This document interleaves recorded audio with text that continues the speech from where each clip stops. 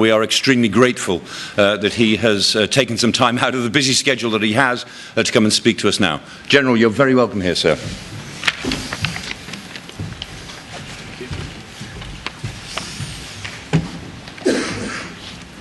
Well, good morning to you all, and thanks to all of you for being here. Professor Clark, great to see you again. Thanks for the kind introduction, and it really is a pleasure to be here with the Royal United Services Institute once again, and I want to thank Team Rusi up front for pulling together this morning's event. I should note it's particularly good to be back in London and to have a chance to meet with the UK leadership on the campaign in Afghanistan. I'd note that for almost a decade, first in the Balkans, then in Iraq, then at U.S. Central Command, and now in Afghanistan, I've had the privilege of soldiering alongside some of the United Kingdom's most accomplished military and civilian leaders and troopers. And you should know that they have consistently been most impressive, and it has been a true honor to serve with them. Ambassador Mark Sedwell, my NATO diplomatic wingman in Kabul, is certainly one of the very accomplished and talented individuals that I've been privileged to serve with, and it's great to be here with him, as it was, in fact, an honor to be here at Rusi with Ambassador Ryan Crocker some years ago, my diplomatic partner in Baghdad.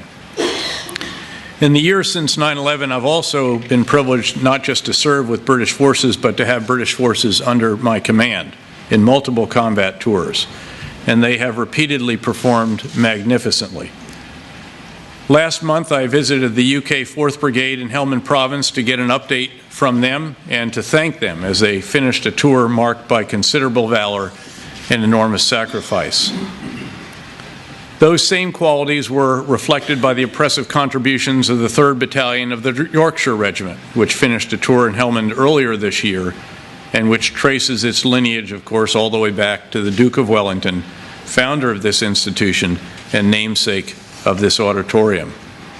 Indeed, just as in the Duke's day, no matter the difficulty of the area or the complexity of the mission, the British troopers with whom I've been privileged to serve in nearly 6 years of operational deployments have repeatedly demonstrated the extraordinary initiative, creativity, determination, and courage for which your troopers have always been renowned.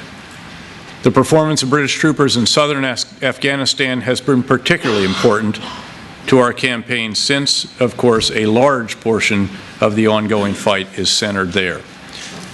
And before we take questions, I would like briefly to describe what we've been seeking to achieve overall in Afghanistan and to explain our operations in Helmand Province and in Kandahar, as well as in the wider campaign with our Afghan partners to bring greater security to their country. Over the last 18 months, as I've pointed out on a number of occasions, we've worked hard to get the inputs right in Afghanistan, to build the organizations that are, as we learned in Iraq, necessary for the conduct of a comprehensive civil-military counterinsurgency campaign, to get the right leaders in charge of those organizations, to develop the necessary civil-military concepts and plans, and above all, to deploy the additional forces, civilians, and funding needed to enable the execution of those plans.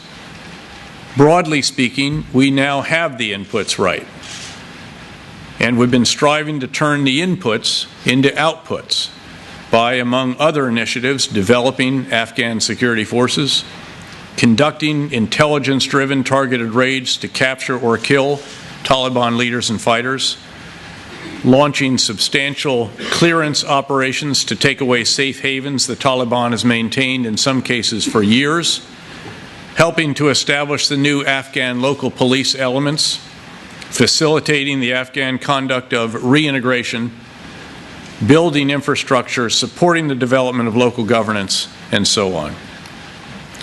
We are now seeing the early results of our efforts, though we've clearly had tough fighting along the way, and that will continue. In recent months, there has been progress in a number of areas of Helmand Province, where over the past year we have steadily and methodically established security zones around the most populated areas. Marja is a prominent example. Earlier this year, the city was an insurgent command and control center, an improvised explosive device hub, and a nexus for illegal narcotics industry activities. Since the initial clearing operation, we've seen a slow but steady accumulation of security gains there, which have allowed education ministry officials to reopen schools for the first time in a number of years, local citizens to vote in parliamentary elections, shopkeepers to reopen markets, and Afghan forces and civilians to begin gradually assuming greater responsibility for various tasks. We've also embarked on a deliberate campaign to improve security in Kandahar province, under the command, I might note, of the talented UK Major General Nick Carter, and just to the east of Helmand. With our Afghan partners in Kandahar, who now outnumber ISAF forces in the ongoing operation, we've taken away key safe havens in parts of Kandahar city, the Arghandab district northwest of the city, and the bulk of the 2 districts to the west of Kandahar, although more work remains to be done in those districts, and an operation is ongoing to that effect. We'll continue these operations and over time seek to link the growing Kandahar security bubble with the one in central Helmand. When that connection is made, we'll have secured the major population centers in the south, the Taliban's primary area of operations. Beyond those efforts, we are, as I mentioned, also focused on increasing the size and capability of the Afghan National Security Forces. We're targeting insurgent leaders. We're supporting Afghan initiatives to convince local fighters to lay down their arms, helping to establish local governance, and supporting local economic development, all topics the Ambassador and I can discuss in more detail during the question and answer portion. Now, to be sure, all of this has required time, but that should not surprise anyone. As I noted earlier, it's taken us the last 18 months to broadly get the inputs right. Beyond that, of course, Afghanistan has always posed a unique set of challenges due to the damage to its infrastructure and human capital during 3 decades of war. In fact, in September 2005, I visited Afghanistan on my way home from a second tour in Iraq to conduct an assessment for the U.S. Secretary of Defense. Upon return to the United States, I not only provided that assessment, but I also offered the conclusion that Afghanistan would likely be the longest campaign of what we then called the Long War. It was clear even then, at a time of relatively low levels of violence, that the numerous challenges facing Afghanistan would preclude rapid progress. Having said that, we should note that in a number of areas, Afghanistan has made enormous progress over the last 9 years, progress that has laid an important foundation for the future. That's especially true when it comes to investing in human capital, to giving the next generation of Afghans the tools and opportunities they need for the future. Since the Taliban fell, for example, school enrollment has jumped from less than 1 million to more than 6 million, and more than 1/3 of those students are females. This has led to an important surge in literacy. For children between the ages of 12 and 16, an estimated 37% of girls and 62% of boys are now literate, quite a jump. In response to the need for medical services, the international community has helped to build a rudimentary healthcare system where virtually none existed before. And around 85% of the population can now reach some type of healthcare facility within an hour. Development is especially notable in many of the main population centers. Consider, for example, Kabul City and its environs. In 2001, there were reportedly less than 1 million people in the capital region. Today, there are more than 5 million, nearly 1/6 of the entire population of Afghanistan, living in relative security, opening businesses, attending schools and colleges, establishing brightly lit wedding halls, and investing in their futures. Afghan governance oversees all aspects of Kabul province, and Afghan forces are in the lead in all but one district of Kabul province as well. Several other major urban centers are thriving similarly, chief among them Herat City and Mazar-e Sharif. The kind of infrastructure built in and around Kabul also extends to other parts of the country. Cell phones are ubiquitous, with some 12.5 million customers compared to only a handful in 2001. Electricity has gradually changed the lives of more than 4.5 million Afghans who now have access to the national grid, triple the number from just 2003.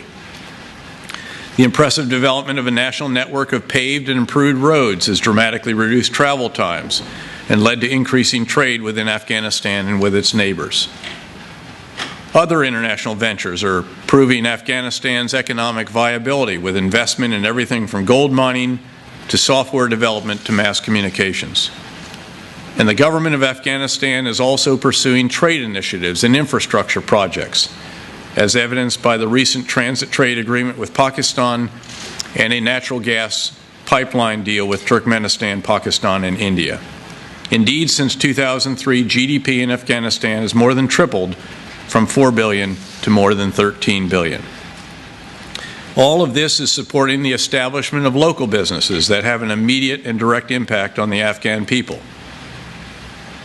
Some 450,000 Afghans, many of them women, have also taken advantage of microloans. Recently, a cotton factory opened in central Helmand that can employ up to 400 people and will process an estimated 4,000 tons of cotton this year, serving thousands of local farmers. And soon, for the first time in more than 30 years, Afghanistan will export raisins to the United Kingdom to be sold under the Fair Trade brand, I'm told. From minerals to agriculture, Afghanistan is just beginning to tap its natural resources, which are considerable. These changes don't go unnoticed by the Afghan people. More than 5 million Afghan refugees have returned home over the last 9 years. And even today, even with the levels of violence we've seen, 70% of Afghans believe that their children will live in a peaceful and secure country. What is most remarkable is that all of this has occurred despite the high levels of violence that we are only now able to address with adequate military forces. Indeed, as we look at this mission going forward, this kind of progress will become increasingly important as we help our Afghan partners build a sovereign, self-sustaining country that can provide for its own security.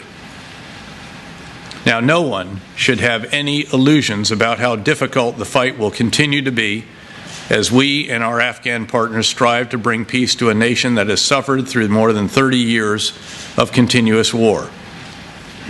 Still, I believe that we now have the right strategy in place. The kind of developments we've seen, the ongoing efforts to establish an effective government, and the hard-fought but steady security gains all provide grounds to believe that our efforts in Afghanistan can achieve progress and, over time, together with the Afghan people, can enable accomplishment of our important objectives there.